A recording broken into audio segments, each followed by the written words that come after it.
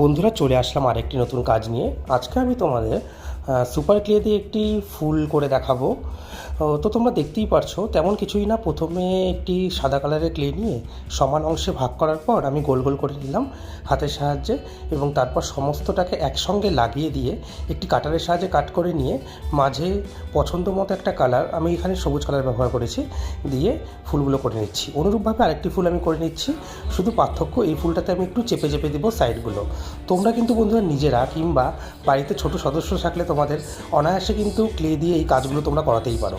তো কেমন লাগলো ভিডিওটা বন্ধুরা জানিও। আর এরকম ছোটো ছোটো আমি ক্লের কাজ কিন্তু এই সপ্তাহটা পুরোই দিতে থাকবো। সুতরাং এই সপ্তাহটা আমার হবে সফট ক্লের উপরে একটা সপ্তাহ। তো টাটা বন্ধুরা, দেখা হচ্ছে নতুন একটি ভিডিওতে।